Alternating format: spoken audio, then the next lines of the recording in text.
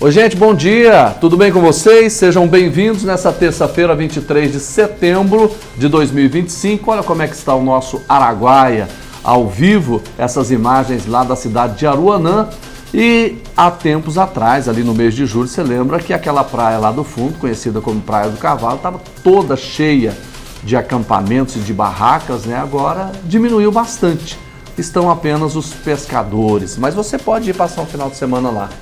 Ou se não, vir para Goiânia. Olha como é que está a Avenida 85 no alto do setor marista, sempre movimentada, principalmente em direção ao centro da nossa capital. O que chama atenção também é o céu, né? Muito claro. Ontem estava um pouco nublado, essa noite choveu em vários pontos aqui de Goiânia, mas hoje o calor deve aumentar. Movimentação também que você está vendo ao vivo na T4 com a T63 no setor Bueno em Goiânia. Você está comigo, Jordevar Rosa, estamos ao vivo na TV Assembleia, no canal 3.2, é o nosso programa Agora Goiás. Hoje nós vamos falar sobre os direitos do trabalhador temporário. As contratações já começaram, visando principalmente o Natal, e a gente vai falar sobre esses direitos aqui. Nós vamos falar de saúde mental, a gente tem muitas reportagens que interessam a você, portanto, sejam todos bem-vindos.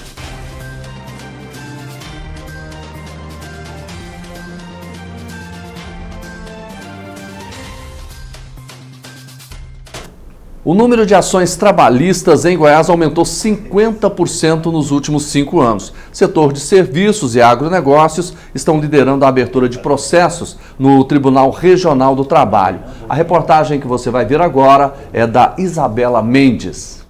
Os números do Tribunal Regional do Trabalho, TRT, chamam a atenção.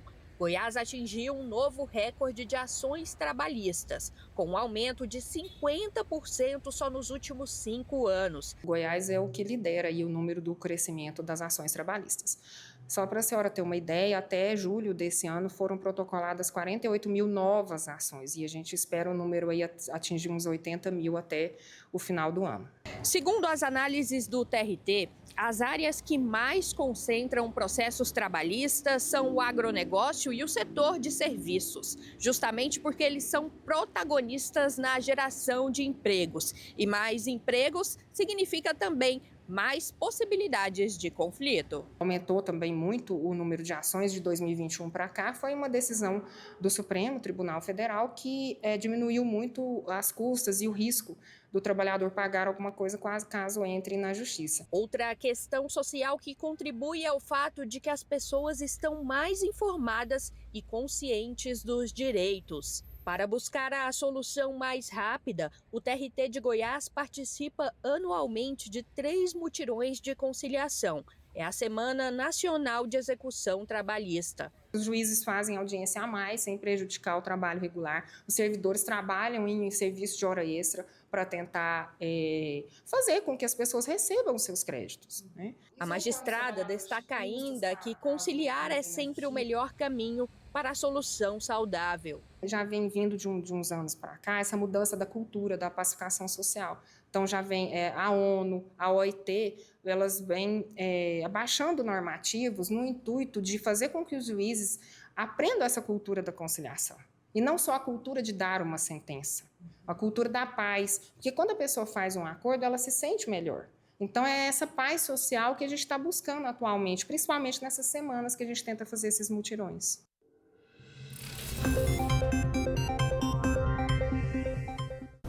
Olha, a gente vai continuar falando sobre direito trabalhista, principalmente nessa época do ano, já começam as contratações daqueles chamados trabalhadores temporários, que são chamados, né, para as empresas para atuar num período aqui, principalmente com relação ao fim do ano. Mas quais são esses direitos, hein? Nós estamos recebendo aqui a advogada trabalhista, a doutora Ana Luísa Santana. Doutora Ana Luísa, tá tudo bem? Bom dia, seja bem-vinda. Bom dia, Jordevan. Bom dia a todos. Muito obrigada pelo convite. Tudo bem, graças a Deus. Vamos falar agora, as contratações já começaram. Quais são os direitos desses trabalhadores temporários, doutora? Bom, nós estamos numa época, né, em que a gente está começando aí a movimentação no comércio. Então, isso traz a necessidade, o aumento, né, de movimento, então aumento de necessidade de mão de obra. isso traz a necessidade para as empresas contratarem, aumentarem a quantidade de pessoas ali trabalhando. Então, esses trabalhadores temporários, que são justamente para esse período, né, onde as empresas têm maior demanda, eles são contratados e têm exatamente os mesmos direitos que o trabalhador normal. Doutora, no caso do trabalhador normal, que não é temporário, ele tem aquele período de 3 meses, não é isso? No temporário muda alguma coisa? Muda sim. O trabalhador que ele é contratado por tempo determinado, ele tem ali o período de experiência, que são os 3 meses, né? Primeiro período de 45 dias, podendo ser elastecido até mais 45, no total 90 dias. No caso do trabalhador temporário, não. Ele não tem esse período de experiência, que é como nós chamamos. Então, ele vai ser contratado, ele vai ter um contrato ali por, no máximo, 180 dias. Então, a gente não tem esse período de 90 dias ali de experiência. Então, ele já vai ser contratado para permanecer nesse período. Doutora, nesse período, ele é contratado, por exemplo, hora extra para esse trabalhador. Como é que é? Ele pode, sim, trabalhar em hora extra. Ele tem direito a recebimento exatamente como todo trabalhador. Ele vai ali, ele não pode exceder 2 horas extras por dia. E ele vai receber essa hora extra com adicional de 50% da mesma forma. E nesse caso tem muitos trabalhadores que são contratados para atuar também, por exemplo, em fins de semana, às vezes vai até à noite. Como é que fica essa situação com relação à folga desse trabalhador? Esse trabalhador, ele também tem direito ao descanso semanal remunerado, né? Normalmente esse trabalho ele deve cair ao domingo pelo menos uma vez ao mês, tá?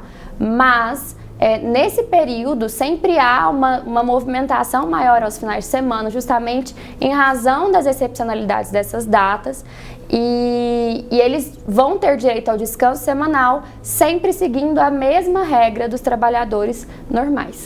E se ele, por exemplo, ele for contratado e o contrato dele durar por só 2 meses, quais são os direitos trabalhistas dele? Ele vai ter direito, tudo depende do que na hora da contratação. Esse empregador ele pode contratar por apenas 2 meses ou ele pode contratar pelos 180 dias. Então tudo vai depender da demanda do empregador, que a gente chama ali a empresa, né, a empresa cliente que necessita desse trabalhador.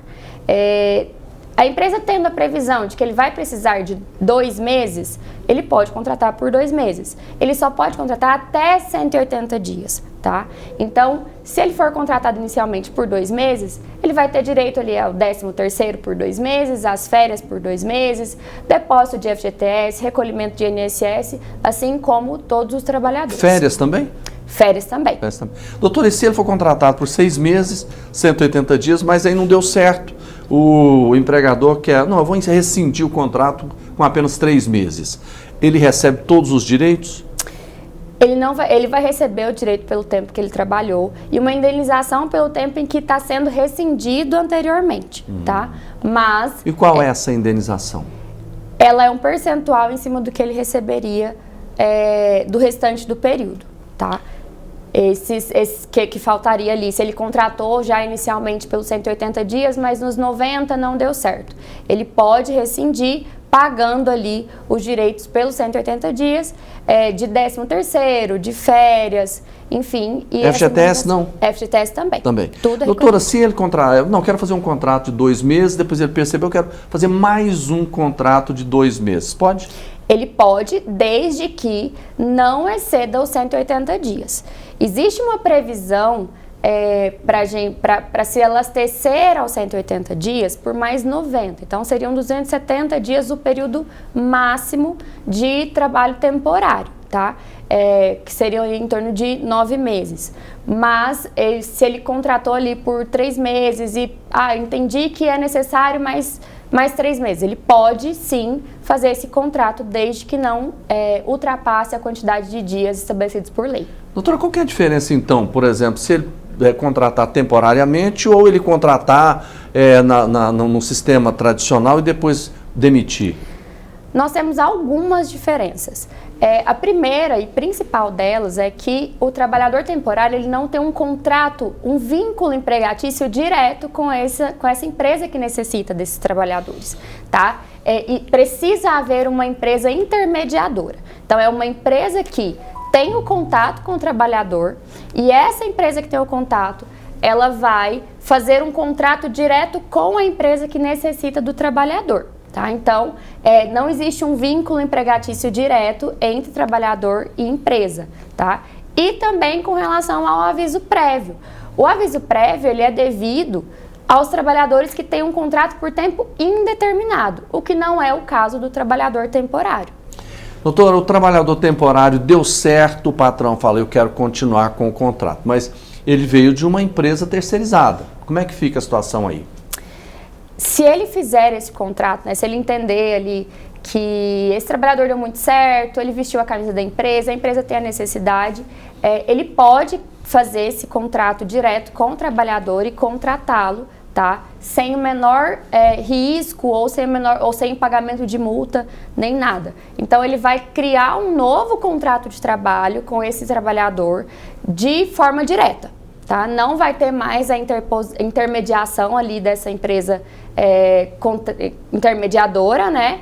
Mas ele pode sim contratar esse empregado. Mas ele tem que encerrar o outro contrato, receber todo o acerto. Sim, é isso? Ele vai fazer o encerramento do primeiro contrato, receber tudo que é referente a esse período que ele era temporário e começar um segundo contrato de trabalho, dessa vez a depender do caso, por tempo indeterminado, tendo ali direito a essas verbas rescisórias diretas com esse empregador. Aí é um novo contrato, nova vida. É um novo contrato, uma nova vida, um novo contrato de trabalho, vínculo direto e aí ele vai ter diversos outros direitos, né? Como o aviso prévio, enfim, outras coisas.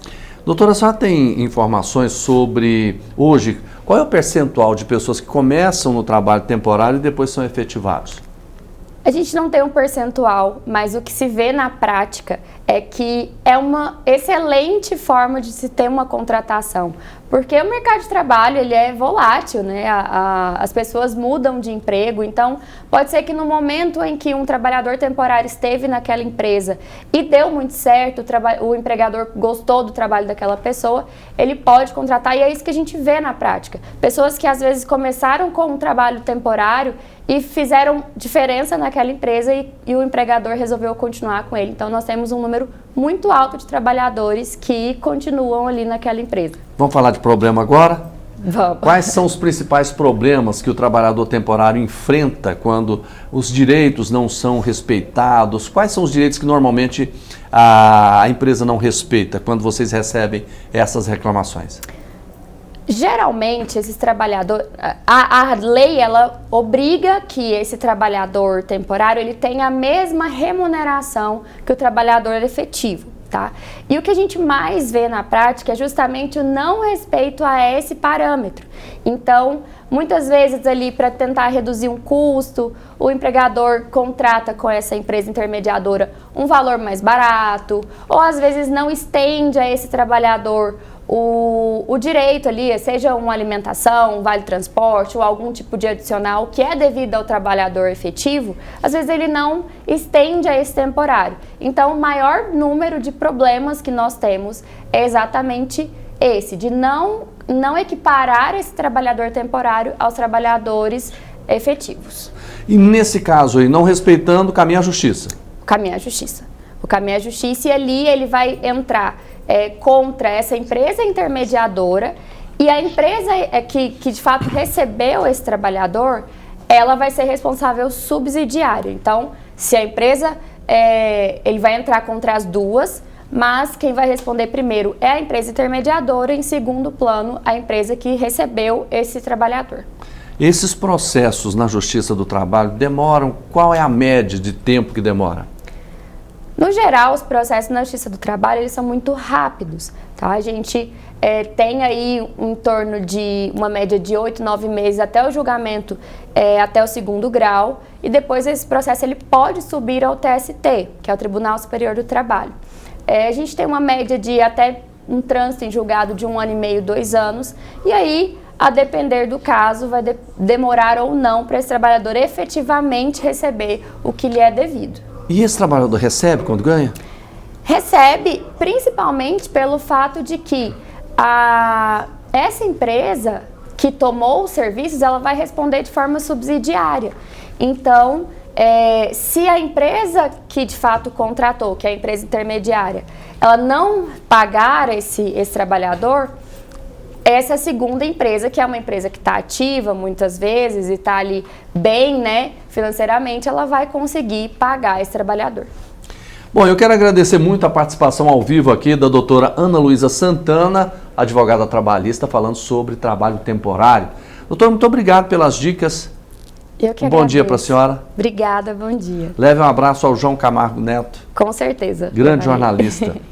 Gente, vamos seguindo aqui. Eu quero chamar a sua atenção porque o novo terminal de ônibus, a Praça da Bíblia, em Goiânia, deve ser reaberto na semana que vem e completamente reformado. Vamos saber se os passageiros estão aprovando essas mudanças na reportagem que você vai ver a seguir.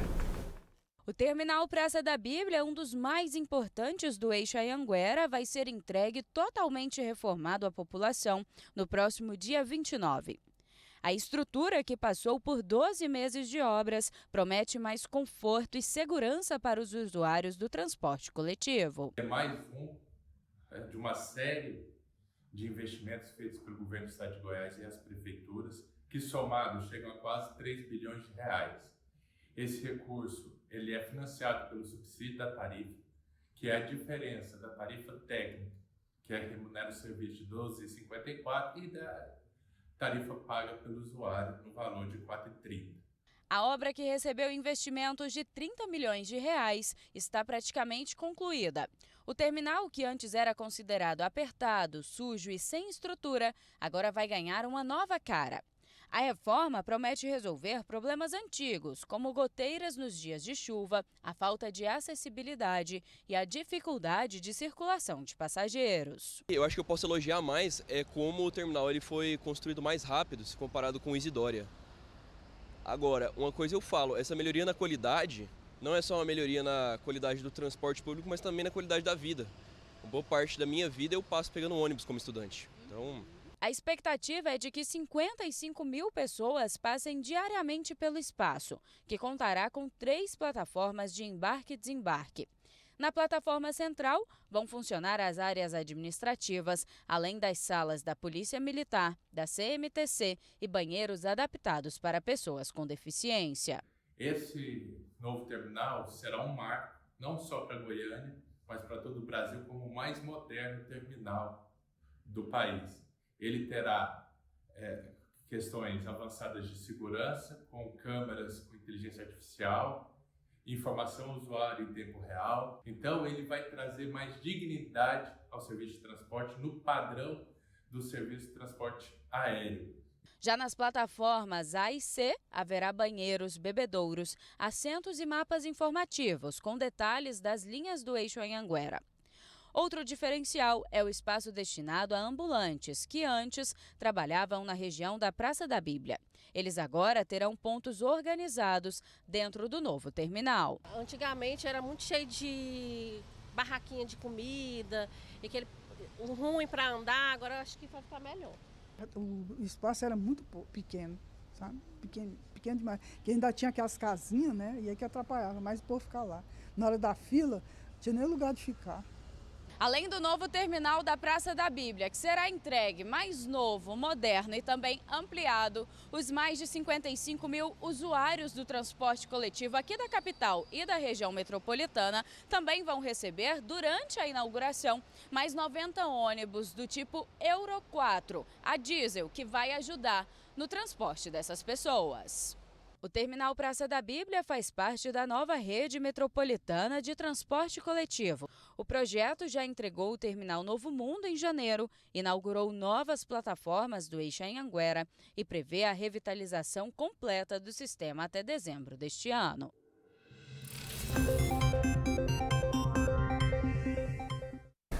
Bom, gente, eu estou recebendo aqui mais uma vez a doutora Cristina Lopes, que é secretária de Projetos Especiais da Assembleia Legislativa. Tudo bem, doutora? Seja bem-vinda. Bom dia. Tudo bem, Jordevar? Bom dia. É sempre um prazer estar aqui.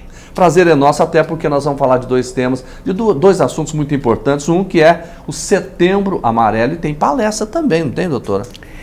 Setembro Amarelo é um mês que a gente se dedica a essa discussão, a esse debate, ampliando aí a divulgação dos serviços que atendem à saúde mental, saúde emocional, o psique do ser humano. Então é um mês onde se intensifica essa campanha e que a gente espere que seja alimentado o ano inteiro, né? E nós não poderíamos ficar sem uma atividade que marcasse esse Setembro Amarelo, e a gente escolhe trazer a valorização da vida, né? O tema é Sua Vida Importa. Nós temos inclusive algumas imagens, vou pedir para o Kennedy colocar. Eu quero falar dessa palestra, Você Não Está Sozinho, Saúde Mental Importa. Essa daqui, né, doutora? Exatamente essa. Nós vamos abrir com a doutora Carme Lupianês, que é a coordenadora do nosso grupo reflexivo, junto com a doutora Maria Silva, que é advogada. E a Carmen vai trazer essa experiência tão bem sucedida que há 2 anos e meio nós já temos em funcionamento aqui na casa. Todas as quintas pela manhã, mulheres que são vítimas de violência, em uma parceria com a Defensoria Pública, participam desse grupo. E esse grupo tem por finalidade auxiliar na solução do problema jurídico, mas o foco principal é o autocuidado, a saúde emocional, para que essa mulher não repita esse comportamento de ciclo da violência. Então, nós temos a apresentação desse projeto, também mostrando uma possibilidade de aprofundamento para os acadêmicos em psicologia, né?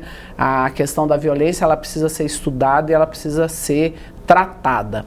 E aí nós temos o Sanciros, que é psicólogo, é um grande ativista pela paz. Sanciros também pertence aos Barrais, né, que levam a mensagem da paz para o mundo inteiro. Ele esteve aqui no programa. Ele esteve aqui. Uma grande entrevista. Ele é excelente, é uma pessoa que tem uma fala muito didática, e é isso que a gente está precisando, a tradução dos termos psicológicos, psiquiátricos, né, Jordevar, para que as pessoas entendam o que é que a gente está falando, aonde é que a gente quer chegar. E o Dr. Tiago Henrique, nosso professor, palestrante, psiquiatra, que vem falar essa abordagem técnica, né? E também divulgar a rede de apoio, aonde procurar ajuda e desmistificar, né, Jordevar, essa coisa que só louco que procura psiquiatra, psicólogo. Não, qualquer ser humano, né, é como o funcionamento do meu corpo. Se eu preciso me alimentar, se eu preciso fazer ginástica, eu preciso também cuidar da minha saúde emocional e mental. Doutor, vai ser amanhã, 24 de setembro. Amanhã, 24 de setembro, aqui no Auditório 2, Francisco Geda, né? E nós estamos esperando vocês a partir das 18 horas. Nós desenhamos um evento bastante objetivo, né? Focando realmente no que importa, que é a saúde emocional e mental das pessoas. Quem pode participar? Qualquer pessoa pode participar, a casa está aberta para os servidores, servidoras, e nós estamos divulgando muito nas faculdades de psicologia e de medicina e de saúde em geral, porque nós temos uma parceria com a Escola do Legislativo. A doutora Jennifer está conosco nessa empreitada e nós iremos, através da Escola do Legislativo, emitir o certificado que conta como hora-aula. Então isso também, para quem está na academia, é muito importante. E oferecendo um evento de grande qualidade, com palestrantes aí renomados, que eu tenho certeza vão contribuir para a formação. Não precisa fazer inscrição, pode vir direto? Nós temos a inscrição pelo QR Code, é só acessar o QR Code, já está disponível no site da Assembleia, nós estamos enviando por WhatsApp, tem uma divulgação nas TVs internas também, mas se você não conseguir fazer, venha. Você sempre será aqui bem recebido. A senhora tocou num assunto, num tema que é muito importante, que a gente sempre tem dúvida, né? Onde procurar, não é? Então, nós temos aqui estruturado no Brasil a rede CAPS, que é o Centro de Apoio Psicológico, Psicoterapêutico. Os CAPS, eles são unidades da atenção básica de saúde, alguns são porta aberta e outros você vem por uma regulação. Nós temos os CAPS que tratam das crianças e adolescentes, que é assustador o que está acontecendo, né, Jordevar? A cada 10 minutos uma criança ou adolescente se automutila no Brasil, isso é... A cada 10 minutos? 10 minutos, é uma coisa que choca, estarrecedor. E quando a gente fala na automutilação, isso chega também ao suicídio? O processo é gradativo, né? A ideação suicida, ela começa com uma automutilação. Cortes, arranhaduras, né? Onde a criança ou adolescente se machuca, né? E isso vai numa progressão. Isso é incentivado por alguém, doutor? Bom, é uma questão que está muito na pessoa, né? Na forma como ela vive, no ambiente como ela vive, na rede de proteção de criação que ainda não está bem estabelecida, e vem também por grupos de WhatsApp, por internet, por essa internet aí que é obscura, né? Que é uma internet que tem grupos motivadores para o cometimento do suicídio. Isso é um perigo, por Doutora, isso tem que monitorar sua criança e seu adolescente. A gente pergunta sobre essa questão. Por exemplo, as plataformas, elas não têm como identificar situações como essa? Elas têm como, mas elas têm um interesse financeiro, né, Jordevar? Infelizmente, a questão financeira, ela domina o mundo e eles ganham muito dinheiro com essa internet obscura, com esses grupos que trabalham aí para o mal, né? Com objetivos muito nefastos, muito prejudiciais ao ser humano. Felizmente, a questão econômica é maior, por isso nós precisamos de leis rígidas, de controle, nós precisamos de uma legislação que realmente, e uma fiscalização, uma atuação da polícia que coíba, né? Porque quando a gente fala nisso, a discussão ela sai desse universo, ela entra no questão econômica e política, né, também. Porque é uma coisa que a gente sempre fala, se você vai montar um comércio, você precisa de ter a liberação de licença, tem que seguir as normas que existem. Por exemplo, distribuidora tem que fechar meia-noite, existe uma lei. Eu estou falando de uma coisa muito simples, só que a gente fala, quando as plataformas permitem esse tipo de coisa, nós estamos falando em perda de vida. Perda de vida. Seria a hora da gente realmente dividir essa responsabilidade com as plataformas através de uma lei? Com certeza. Essa guerra que nós estamos vendo no mundo e aqui no Brasil, ela está muito intensa, justamente por querer regular essas plataformas. Elas não querem regulação, elas não querem regras, porque reduz o lucro, que já é fenomenal, já é estratosférico, né? Então nós precisamos, aqui a Assembleia Legislativa promoveu um grande debate, trazendo juristas, trazendo aí políticos do Congresso Nacional, e aqui o nosso presidente Bruno Peixoto com o deputado Virmondes Cruvinel, trazendo essa discussão e a construção de um projeto de lei estadual. Nós podemos ser referência também para o Brasil, né? Tem que ter essa construção. Agora, a senhora trouxe números aqui também do Setembro Amarelo, são números assustadores. Assustadores, Jordevar, é uma coisa que... No mundo, 700 mil suicídios anuais, segundo a Organização Mundial de Saúde. Exatamente. E o SUS aqui no Brasil, né, registrou aí 11.502 internações relacionadas a lesões, em que houve deliberadamente uma autoagressão, um autoflagelo, né? Isso é assustador. Esses números, eles são divulgados de uma maneira muito responsável, muito criteriosa, para que as pessoas compreendam, porque a divulgação do suicídio, ela é muito regulada pela imprensa e isso é muito bom, Sim. né? Isso é importante. Eu quero esse item 3, Kennedy, coloca de novo. Em 2021, foram contabilizados 15.507 suicídios, destes, 77,8% foram cometidos por homens. Isso no Brasil? Isso no Brasil. É uma coisa que a gente já vem falando, né, Jordevar, quando a gente fala da questão da mulher, os homens, eles estão buscando um equilíbrio, buscando um lugar. Nós já não temos mais o mesmo formato de relacionamento, de famílias, de construção de identidade. Então, o homem, ele está muito inseguro, ele precisa de apoio, precisa de rede. Nós precisamos de homens seguros, homens plenos, né? Inclusive para estabelecer bons relacionamentos e construções de famílias. E eu fiz uma conta aqui, se a gente pegar esse número aí de 15.507, dá uma média de 42 suicídios por dia. É assustador. Ou seja, a cada meia hora a gente tem um. É assustador. Então nós precisamos de um trabalho eficaz da representação política, da representação de saúde, né, especialmente de saúde mental e emocional. Não é gratuito, não é aleatório o fato de que os cursos onde tiveram maior concorrência no vestibular foi o da psicologia e a residência de psiquiatria, né? O mercado está se abrindo de uma maneira vertiginosa. E a gente está abrindo espaço também, daqui a pouquinho a gente vai ter uma discussão aqui também, porque a gente sempre fala em quem atende, em quem leva, né, essa discussão, mas e essas pessoas que fazem parte, por exemplo, da rede hospitalar, essas coisas todas, de que forma elas estão sendo tratadas? A gente vai mostrar um exemplo daqui a pouquinho de um exemplo muito importante do hospital aqui da capital. Importantíssimo cuidar de quem cuida, então, né? Então a senhora vai acompanhar. Doutora Cristina, muito obrigado mais uma vez, um grande abraço para a senhora. Eu que agradeço e fica aí o convite amanhã aqui na Assembleia Legislativa, o nosso evento Setembro Amarelo, a partir das 18 horas. Todas as pessoas são bem-vindas e convidadas.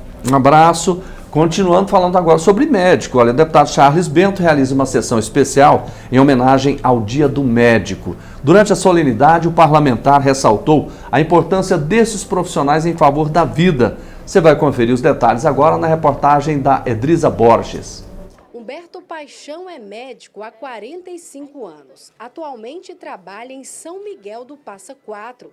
Uma de suas especializações é em saúde familiar. Ele afirma que o fato de trabalhar no interior consegue ficar ainda mais próximo de seus pacientes e, assim, desempenhar com total dedicação a profissão que escolheu para servir. Gratificante o retorno que tem, assim, de você poder ouvir o paciente, conversar e o paciente agradecer, sair do consultório e te dar um abraço. Que desde o início eu aprendi, eu recebo o paciente lá na porta do consultório, pego na mão dele, levo, sento, coloco ele sentado, na hora de sair eu abro a porta para ele, coloco, maioria, 90% dá um abraço, despedindo, me agradece. Naraísa também é apaixonada pela medicina. Ela acabou de se formar. E olha só, o Dr. Humberto é sua maior fonte de inspiração. Eu conheço ele desde novinha e é uma profissão assim que eu me inspirei muito nele como médico, pois ele tem esse atendimento humanizado. Ele sempre escuta muito os pacientes, as queixas, sempre muito solícito para ajudar e eu venho tentando seguir esse caminho também. Eu presenciei essa questão de vivenciar o outro lado da medicina com a minha mãe. Então eu sempre prezo o atendimento no meu consultório como eu gostaria de ser atendida se eu fosse o paciente ou se eu fosse o acompanhante daquele paciente. Humberto e Naraísa foram homenageados na Assembleia Legislativa em celebração ao Dia do Médico, comemorado em 18 de outubro. Vários outros profissionais da medicina que se destacam por sua atuação em Goiás também receberam o certificado do mérito legislativo. Da tribuna, o superintendente de Relações Institucionais da Secretaria Estadual de Saúde, Fernando Jesus, destacou o compromisso dos profissionais com a saúde. Eles foram escolhidos por Deus. Né? Quantas pessoas aí que deixam seus entes queridos em casa, às vezes até com alguma anomalia tal, e vai para os plantões para cuidar de pessoas que até alheios aos olhos dos homens, mas não aos olhos desses verdadeiros heróis, né? O autor da sessão especial, o deputado Charles Bento, falou do trabalho fundamental dos médicos em favor da vida. Qual que é o nosso maior bem mais precioso que temos? Que é a nossa vida. e é eles que cuidam, é eles que ajudam a prolongar esse bem precioso nosso, né? Então, é com muita honra e muita satisfação que hoje eu homenageio eles, né? Eles e elas, né? São médicos e médicas, e todas as homenagens, eu acho que uma das mais justas é justamente aos médicos.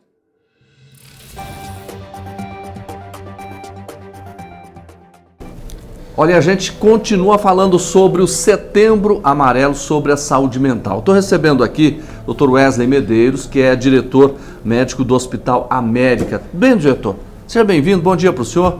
Bom dia, tudo bem? Estamos aí mais uma vez juntos, né? Estava até falando, fazia tempo que não aparecia, né? O senhor não pode sumir. Não pode sumir, não. E hoje é um tema extremamente importante, né? Porque a gente sempre fala nas pessoas que têm problemas, que precisam cuidar da saúde mental.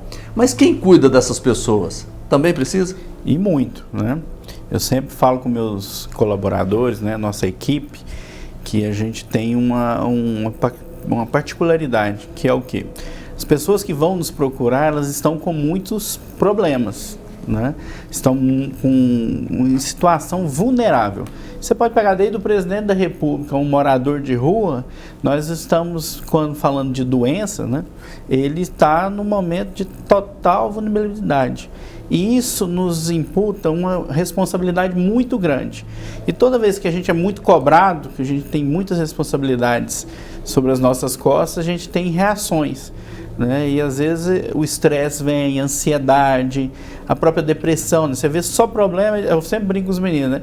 É diferente da gente estar trabalhando no shopping. Quem vai no shopping vai comprar uma roupa bonita, vai no cinema, vai fazer uma refeição, né? Num ambiente agradável. Agora, quem vai no hospital, né? Quem está precisando muito de ajuda naquele momento, né? Está com um problema. E essa sobrecarga de problema cai sobre nós. Doutor, e o que o Hospital América está fazendo para esses colaboradores de vocês que atendem essas pessoas? Então, nós estamos agora na campanha do Setembro Amarelo, né? Que a gente sempre gosta, eu sempre gosto de falar duas coisas em relação ao Setembro Amarelo. Primeiro, que é um simbolismo, né? Do rapaz que tinha, acho que era um Mustang amarelo, né? Que suicidou, que gerou, né, os amigos deles fizeram um lacinho amarelo, né, para que eles pudessem fazer uma homenagem no dia do velório dele, né, e daí, a partir daí se divulgou no mundo inteiro, ficou o Setembro Amarelo como forma simbólica, né, de ajuda, de pessoas que estão precisando, né, nesse momento que é o final da linha, né, quando a pessoa resolve tirar a vida, é o final da linha. Então eu sempre falo que o Setembro Amarelo tem que ser o ano inteiro. A gente tem o simbolismo do setembro, mas as questões que englobam saúde mental, depressão, ansiedade, que epidemiologicamente são as doenças que mais acometem a população, elas têm que ser vistas o ano inteiro. Tanto é que tem legislação para isso agora, né? A gente está dentro do ambiente de trabalho, o NR1, né? Que as empresas, as instituições são obrigados a cuidar da saúde mental dos trabalhadores. Dentro desse contexto, todo ano nós fazemos aí algumas atividades para acolher esse profissional durante o ano todo. Mas de Setembro Amarelo nós fizemos essa atividade, trazendo profissionais da área da saúde mental para conversar, para acolher esses profissionais e mostrar a importância deles nesse contexto, porque eles cuidam, né? E a gente, como a colega Cristina falou aqui na saída, a gente tem que cuidar de quem cuida. Doutor, durante o ano, o senhor falou um negócio muito interessante, que não é só um mês, né? Nós temos problema o ano inteiro, né? E a doença, ela não escolhe um mês para isso, mas eu acho fundamental que tenha esse mês até como forma de reforçar essa conscientização também. Como é que vocês fazem para perceber que o colaborador, ele está precisando também de ajuda durante o restante do ano? A gente temos o diálogo como a principal ferramenta, José. Então, até lá na nossa empresa, na Apivida, lá no Hospital América, nós temos esse mecanismo, né, de feedbacks, que a gente chama, né? Então, nós da alta gestão, da média gestão, da média liderança, eles são incentivados o tempo inteiro e cobrados, né? Cobrança não tem como, vem as cobranças de estar ouvindo sempre esse colaborador. Dentro desse contexto de feedback, de conversa, de diálogo, a gente consegue sim, a gente é treinado para notar, né, a pessoa está muito ansiosa, não está rendendo tão bem, né? Está num ambiente, pode ter sido um mês mais difícil, né? Com muitos pacientes. Então, nós temos isso, né? Pessoas que trabalham em UTI, né? Então, a gente tem esses mecanismos de buscar essas variações que ocorrem, igual você muito bem disse, durante o ano inteiro, não é só no setembro, né? Doutor, tem algum setor onde essa situação ela é mais grave? Dentro do hospital? Geralmente as UTIs, como eu acabei de falar, e as áreas oncológicas, né? As áreas oncológicas são áreas de uma exacerbação do momento ali da doença, né? Que são doenças difíceis e de acordo com o contexto. Então lá nós somos hospital, né? Lá na Apivida nós temos o Hospital América como a nossa porta de entrada para a linha materno e infantil. Então na linha infantil nós temos as crianças neuropatas, né? São crianças que têm várias patologias, que tem um déficit motor, um déficit, né, do sistema nervoso central, que fazem também ser as pessoas que trabalham com essa linha de cuidado, ela é mais impactada, né, que eu sempre digo, e cobro isso, né, o diálogo é muito importante com os colaboradores, que essas mães, esses pais, esses familiares que cuidam desses pacientes oncológicos, cardiopatas graves, né, e neuropatas, elas também adoecem junto, Jolevar. Então nós temos que ter uma atenção, a gente tem que tratar todo mundo, né? A gente às vezes concentra no doente que precisa, é muito dependente nosso, mas nós esquecemos o entorno. Então, desde a pessoa que limpa o quarto, até eu que estou lá no cargo maior do hospital, tem que ter uma atenção maior para esses pacientes. Essas pessoas que trabalham nessas áreas que o senhor citou, que são mais difíceis, elas recebem um preparo diferente, um preparo especial? Primeiro a gente tenta selecionar por aptidão, né? Eu acho que é o principal. Então não tem como, se eu pego uma pessoa que já é mais depressiva, e a gente tem como diagnosticar isso até na própria medicina do trabalho. Se eu pego uma pessoa que é mais depressiva, que é mais ansiosa, uma pessoa que é mais reativa, né, que tem pouca paciência, eu não tenho como colocar nesses lugares, porque são lugares muito sensíveis, igual eu estou falando, é só vivenciando para a gente ter uma ideia de tamanha sensibilidade desses locais, das famílias, né? Eu sou muito compadecido com a questão familiar, né? Então a mãe, ela quer o quê? Ela quer o filho que saia, que o filho seja perfeito, e a natureza é assim, né? Então a gente tem uma margem muito grande de pessoas que nascem saudáveis, mas existe uma parcela pequena que infelizmente tem patologias graves e isso adoece a família inteira. Então a gente tem que ter um cuidado e tem que ser pessoas especiais, e eu como gestor, né, pleno lá em cima, eu tenho que cuidar dessas pessoas, por isso nós fizemos essa ação. É interessante, eu vou fugir um pouquinho do assunto, mas tem muito a ver. Eu estava entrevistando também um médico que cuida dessa área, né, ele estava dizendo o seguinte, que no caso do Alzheimer, você tem que cuidar do paciente, mas tem que cuidar também do cuidador, né, de quem cuida do paciente, porque você imagina só, o dia inteiro, às vezes aquela mesma pergunta sendo repetida várias vezes pela pessoa, aquele cuidado para olhar o fogão que está ligado, a água, aquela coisa toda, porque o paciente que tem Alzheimer, ele repete muito as coisas, porque ele esquece, né? Então você tem que cuidar de quem cuida, né? E esse é um exemplo muito importante que vocês estão fazendo. Tem que cuidar, porque, eu falei, toda família, todo o ambiente, é um ambiente diferente, né, que foge do padrão da realidade nossa, né? Então nós vamos aqui agora, vamos sair, vamos para o almoço, vamos fazer nossas atividades e tudo, mas aquela pessoa que fica ali numa cama, e o pessoal pergunta muito, por que você dá tão bem, assim, você consegue atender tão bem, né, a todas essas pessoas? Eu falo que eu comecei como técnico de enfermagem, um dos meus serviços era cuidar de idoso. Eu tinha um idoso que ele cuidou da esposa dele 17 anos. Pra você ter ideia, ele cuidou 17 anos. No último filho, no 6º filho, ela teve uma eclâmpsia grave, fez um AVC e ficou acamada. Ele cuidou dela 15 anos e adoeceu e ficou acamado 15 anos. Então, você vê que adoece. Só dele cuidar, ele tem que dedicar a vida, criar 6 filhos e cuidar daquela pessoa acamada. Ele trabalhava à noite na Santa Casa, ele era técnico de enfermagem também. Ele cuidava dessa pessoa durante o dia inteiro e à noite ia para a Santa Casa trabalhar com mais doente. Resultado disso, ele ficou um doente grave, que depois ele evoluiu para 15 anos acamado também. E os últimos 1 ano da vida dele, fui eu que cuidei dele. Então isso me ajudou a aprender muito em relação de quem lição, cuida. Hein? Foi uma lição que faculdade não ensina, né? E que exemplo, hein? Um exemplo fantástico. Seu Raimundo. Seu Raimundo. Então é importante que você pense na sua vida, viu? Ela é muito boa diante de tantas situações difíceis que estão por aí.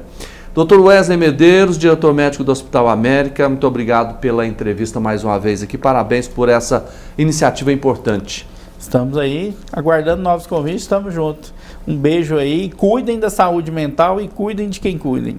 Com certeza. Olha, vamos continuando aqui com o nosso programa Agora Goiás. Uma sessão solene celebra a dedicação de religiosos que colaboram com o trabalho da Igreja Católica aqui no estado de Goiás. A realização foi do deputado estadual Thales Barreto, em parceria com o presidente da Assembleia, deputado Bruno Peixoto. Servos e voluntários de Deus da Igreja Católica de Goiás lotaram o plenário Iris Rezende, na Assembleia Legislativa, para uma sessão solene em reconhecimento ao trabalho de evangelização e ação social realizado em todo o estado. O padre Carlos Gomes, representando o arcebispo metropolitano de Goiânia, destacou a importância desta homenagem. É tão bonito e ao mesmo tempo emocionante ver que o poder político, via Assembleia Legislativa, nos presta homenagem, reconhecendo o grande trabalho feito na evangelização, mas que certamente contribuiu para o crescimento social, político em todo o estado de Goiás. A solenidade foi uma iniciativa do deputado Thales Barreto, com o apoio do presidente da Assembleia, deputado Bruno Peixoto. Ambos ressaltaram a importância de valorizar aqueles que, guiados pela fé, trabalham para construir uma sociedade mais justa, fraterna e humana. Isso aqui é uma forma de reconhecimento que a Assembleia, que nós temos, eu sou católico, minhas famílias sempre foram católicos, fazendo diferença na vida das pessoas, buscando colocar o amor, colocar o carinho, colocar uma forma que a gente possa viver mais feliz. Eu acho que esse é o grande cenário. Eu fico muito feliz de homenagear nossos irmãos católicos. Sem sombra de dúvidas, uma noite memorável. Doris Cipriani, vice-presidente da Rádio Maria do Brasil, é uma das homenageadas da noite. Ela recebeu o certificado do mérito legislativo e destacou o valor do reconhecimento e a força da mensagem transmitida pela rádio, que chega a mais de 80 países ao redor do mundo. É um reconhecimento muito grande, é uma resposta ao nosso trabalho de evangelização, o nosso trabalho de estar a serviço da população do estado de Goiás, especialmente da região metropolitana de Goiânia. Glauciene Prachedes também foi agraciada por seu trabalho como agente voluntária da Pastoral Carcerária. A gente acredita que a gente pode ter uma segunda chance, e essa chance vem através da palavra, através da evangelização, né? Então a gente leva um pouco desse alento, desse conforto, né, da palavra de Cristo para essas pessoas que estão lá sem acesso aqui fora. Para o missionário salesiano José Manuel, a participação ativa dos voluntários é vital para o pleno funcionamento das várias áreas da atuação da igreja. É imprescindível o trabalho que os voluntários fazem na Igreja Católica, através das pastorais, através dos grupos de orações, através dos grupos também folclóricos. Então, esses missionários são indispensáveis para a congregação da Igreja Católica. O prefeito da cidade de Flores de Goiás prestigiou e elogiou a realização das homenagens. Nós estamos aqui para isso, para fazer o bem às pessoas, para poder unir as forças, e essa comunidade católica que está aqui presente hoje, recebendo essa homenagem, fortalece e une ainda mais essa equipe em prol de trazer melhorias e o bem para a nossa gente. O deputado Thales Barreto também reafirmou o compromisso de seguir apoiando as ações sociais da Igreja Católica. Já apoiamos e vamos apoiar muito mais. Nós sabemos da importância também que o poder público possa estar também ajudando de várias formas a comunidade cristã, a comunidade católica, em prol de uma sociedade mais justa, uma sociedade mais serena, mais esclarecida. A solenidade de hoje reconheceu a dedicação de homens e mulheres que, com generosidade, colocam seus dons e talentos a serviço da Igreja Católica e do próximo, fortalecendo a fé e promovendo o bem comum. Parabéns! Agora pergunta para você, você gosta de jabuticaba? A gente vai fazer uma matéria para você, porque lá em Hidrolândia, você já está vendo aqui, né? Maior fazenda de jabuticaba do país. Um convite para você saborear a fruta, especialmente nessa época. O repórter Jean Diego Luiz foi para lá e traz os detalhes para a gente. Há apenas um lugar no mundo onde a dedicação à jabuticaba é total. Hidrolândia, município da região metropolitana de Goiânia, é conhecida pelo cultivo da fruta de casca escura e polpa clara e doce.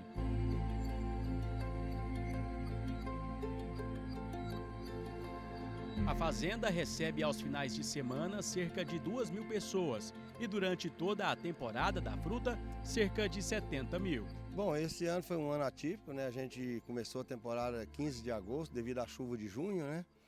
E esse ano a gente vai até 2 de novembro, se Deus ajudar, né? E Ele quer.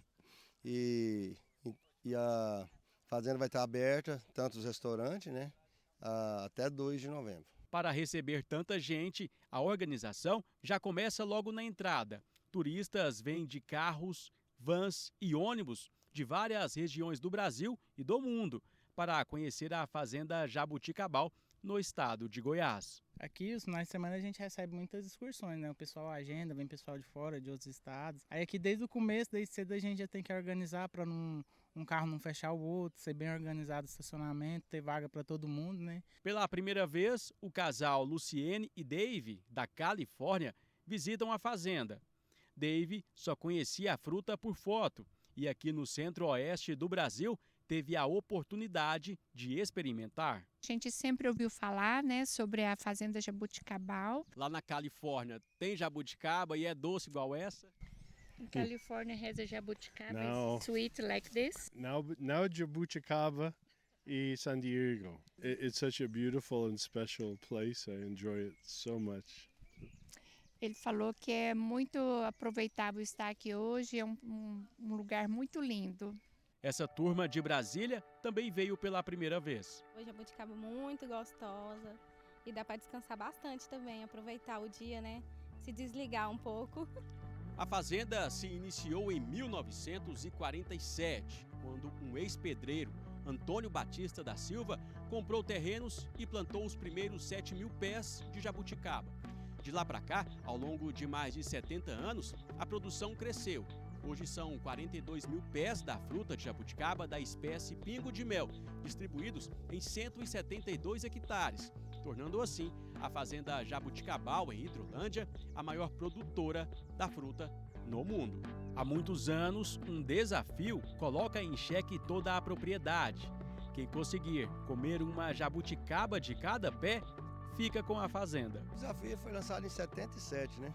Meu pai, o Cassim Zaiden, era o âncora de uma TV na época e fez para ele falar uma coisa diferente, ele resolveu fazer esse desafio, né? Então, a partir de 77, lançaram o desafio aí. Era 7.000 pés na época, agora hoje é 42, né? Hoje, antigamente dava 70 quilos, hoje dá 420 quilos. Mas o maior desafio aqui é não conseguir aproveitar a natureza.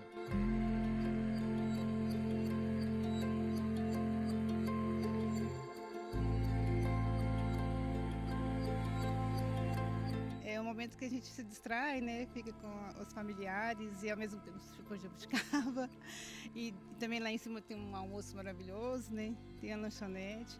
É um momento de estar com a família. Jabuticaba pra gente é sinônimo de felicidade e também de lazer, né? Além da jabuticaba em si, o visitante também pode se deliciar com as variedades da fruta, que são produzidas aqui mesmo na fazenda. Bom, aqui dentro da fazenda, além do dia uso, do pessoal ficar no pomar, passar o dia, a gente também trabalha com vários tipos de vinho. Tem uma vinícola dentro da fazenda, tem vários tipos de vinhos, licores, aguardente.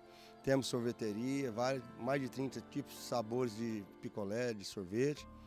Temos hamburgueria dentro da fazenda também, com sanduíche de jabuticaba, pastelaria com jabuticaba. Temos vários doces com jabuticaba, tudo feito aqui também. Tem vários tipos de geleia também feito aqui. Então o turista ele passa um dia legal aqui, lá para ele passar tranquilo.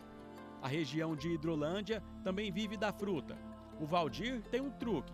Aproveita a rica presença do filho e neto, bem trajados à moda sertaneja, para atrair os clientes à beira da estrada. Esse aqui é meu neto, filho da minha menina, e esse aqui é meu filho. Mas eu acho que eles são um chama, viu? O pessoal para-se ali, vê eles e para comprar jabuticaba e conversa. Hoje uns meninos já tirou foto dele aí, umas meninas já tirou foto deles.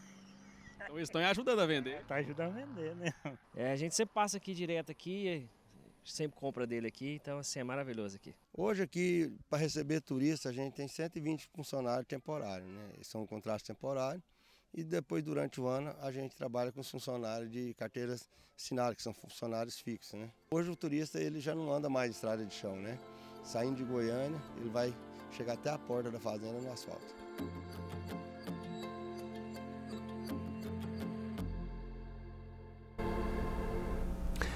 Gente, por hoje é só. Obrigado pela sua companhia, pela sua audiência. O Agora Goiás volta amanhã às 9 horas. Um abraço e até lá.